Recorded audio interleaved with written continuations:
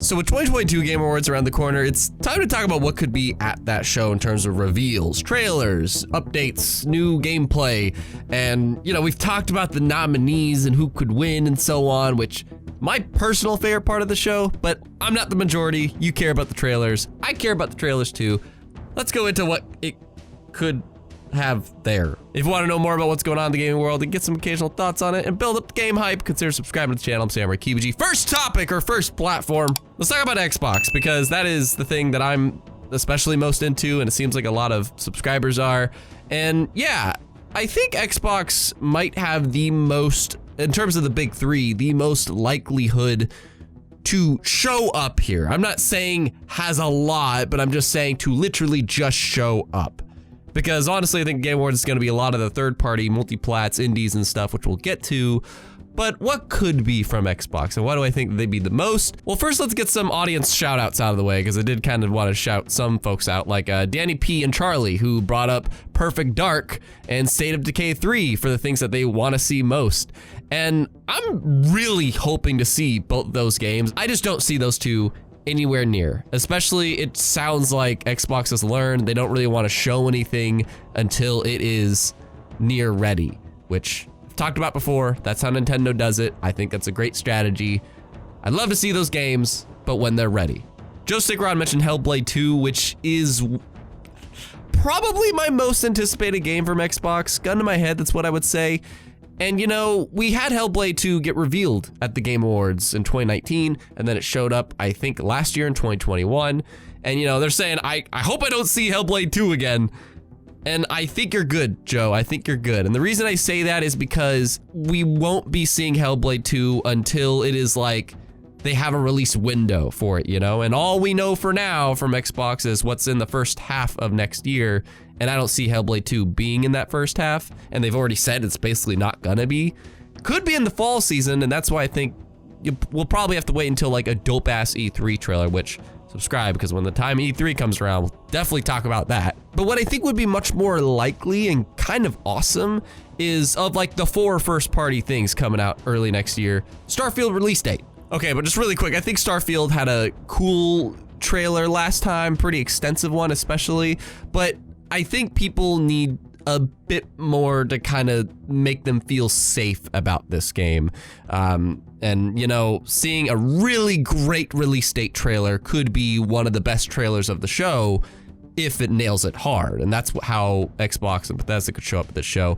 But something I think is actually the most likely thing is Arc 2. Because Arc 2 can't seem to stay out of Jeff Keighley's shows. I guess that's kind of Hellblade 2, but Arc 2, it's not a first-party Xbox thing, but they're partnered with like a second-party deal, and they're helping fund the game, I think. So I just think this could finally be the place to see the first gameplay trailer for Arc 2, because it's been nothing but cinematics this entire time.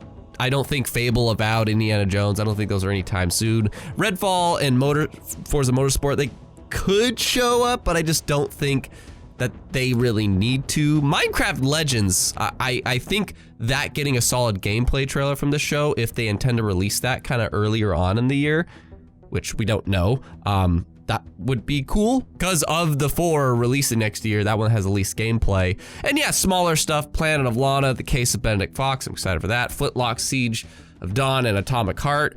We could see stuff like that. What I really am gonna say, if any of these things happen, if any of these 3, I don't know, I'm gonna have to gift like 10 subs on Twitch or something if it happens, or shave my head. I don't know. I would put big money down and just be like thankful to see Mr. Banjo and Miss Kazooie return. I say that every time, and I'll keep preaching it until it freaking happens at any spot that there could be big announcements at, but it's not gonna happen. But that's why I'm saying I'll give shit if it does, because it'll be worth it to me. But on a more like lower side that I would be very shocked to see is the Killer Instinct sequel that a lot of fans have been, wanting and making a movement for, and the next ID Software project. I don't think any of those 3 are gonna happen, but let's move on to what Nintendo could do,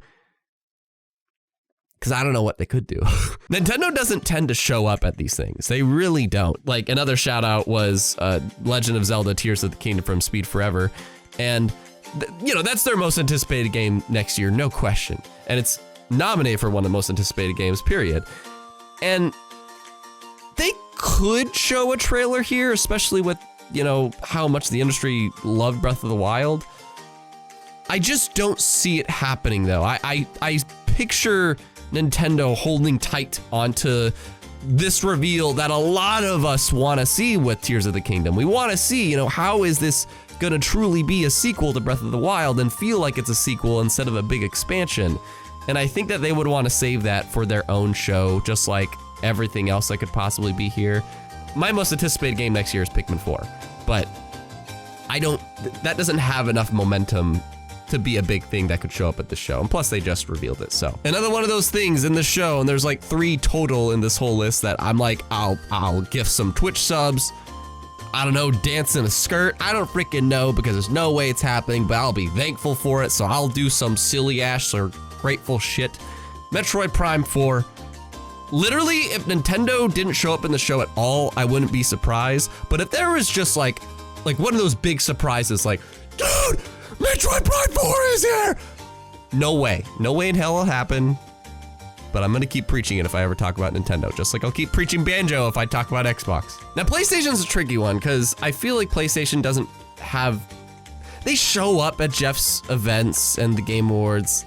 I actually don't think about the Game Awards. I don't think they have showed up at the Game Awards. They showed at like Gamescom and Summer Game Fest, but I don't know about Game Awards. Oh, we'll probably get a trailer for Forspoken, that game that just keeps getting marketed, and I personally don't think is really attracting as many people as they want it to. Maybe I'm wrong. But a really realistic thing I think that they should do is something really cool to market the PSVR 2, because that's coming out literally 2 months after this event. You know, it's coming out in February, and I think they need to really help sell this system if they really intend to sell it for more than the base console that it's gonna be played on. That's still such a big, crazy thing, which is its own topic, but like, I think they need to do something big. Some crazy ass trailer for Horizon Call of the Mountain could be good, but getting a big get, like, I don't know, show a trailer for Half-Life Alyx. It can literally be like a 1-minute thing, and just show a trailer for Half-Life Alyx. People will freak out at wanting that, and it's just,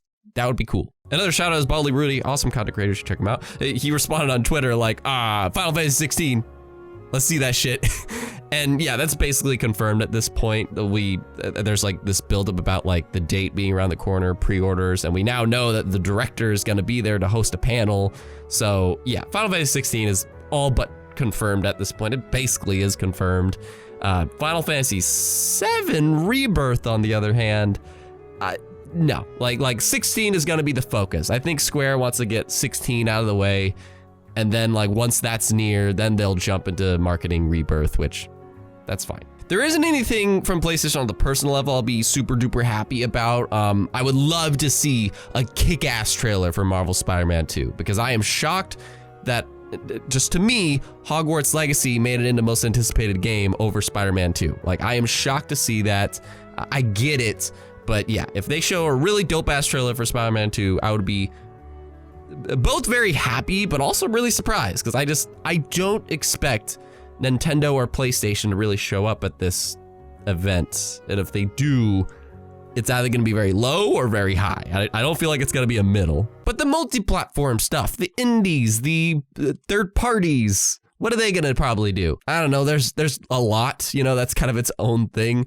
A shout out to the Gaming Duo podcast who responded, you know, like Metal Gear Solid remake. There's been the Metal Gear Solid remake rumors for, I feel like, ages. I mean, it could be, and if it is, that'll be a huge shocker moment, but I don't know, man. To me, it's just weird to think about a Metal Gear Solid game being done by anybody that isn't Kojima. I know, they just can follow the formula that he laid out for them, but I don't know.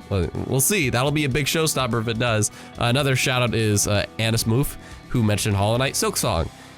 I think it's too soon for Silksong. Could show up. I just, for some reason, feel like they don't want to market this game anymore until it's like within the next season, kind of a thing. Maybe we'll be surprised. Star Wars Jedi Survivor.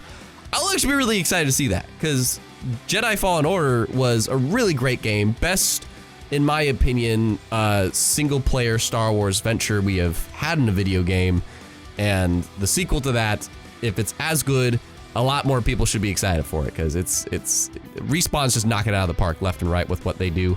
So yeah, Jedi Survivor, if they show a trailer for that, that'll be great. It's reportedly gonna happen, but we'll see. Street Fighter 6 is Capcom's big release next year.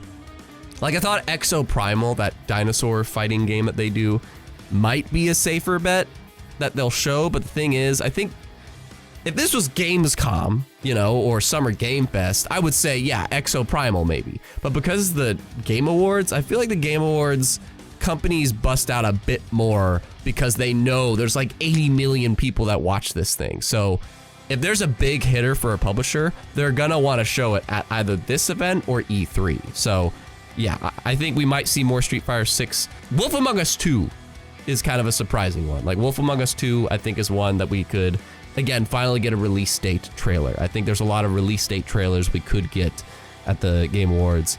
But on the personal level, things that I really would love to see on like low key, Witchfire, you probably have no idea what that is, but Witchfire is like it looks like it plays like Doom, but you're playing like flintlock time, so to speak, and using witchcraft with your guns. Such a cool concept. Another cool concept is The Finals, being a game that's being developed by, I forget their studio name, but it's made up of people that are from EA and DICE, and a lot of the people that made some of my favorite Battlefield games, and you could feel that in this trailer where there's a lot of destruction, lots of chaos, lots of crazy ideas in terms of this being a game show. This game just looks awesome, and from the same studio as Arc Raiders, where you get to have like a multiplayer co-op experience journeying around taking down robots. Those three games I'd love to see more of. It's not going to be super exciting, but, and you know, Kingdom Hearts 4.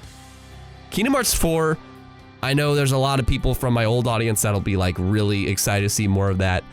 I'm good for now, because we just got that revealed this year, and if you start diving into it more next year and making it more consistent showing up from that point, I think that'd be cool. Because at this point, they're still wrapping up, I think, showing their mobile game coming out. So Kingdom Hearts 4 might be a bit too soon to really show more than they already have. Like, they showed a lot for our first trailer too, so I think that's fine. If it shows up though, that'd be pretty crazy. But the final of the big three, that's like, no way in hell that'll happen. I'll shave my head and mail it to, I don't know, my mama or something, but like, what happened to my baby? I'll tell you what happened to your baby. They showed the next GTA game. No way in hell that happens. No way in hell that happens. But I'm just saying, if it did, my chair's in trouble or something. I don't know, like no freaking way that happens. And there's a lot not even brought up here, like the Dead Space remake, Alan Wake 2, that's supposed to come out next year. Where's Avatar, Frontiers of Pandora, Diablo 4, Tekken 8? Like there's a lot. But for now, I just kind of wanted to go with the things that I think is kind of safe, some things that would be pretty freaking exciting if they did. And I'm especially looking forward to the people that give release date trailers. Those are going to be the exciting ones, because 2023 is going to be a crazy year. And I'm just curious, you know, like, what did we miss in this? What could be at that show? And we'll be talking about it more and reacting to it next week. So I hope to see you there. Don't forget to be Geek Proud Awesome, and let me know, what would you like to see at the Game Awards?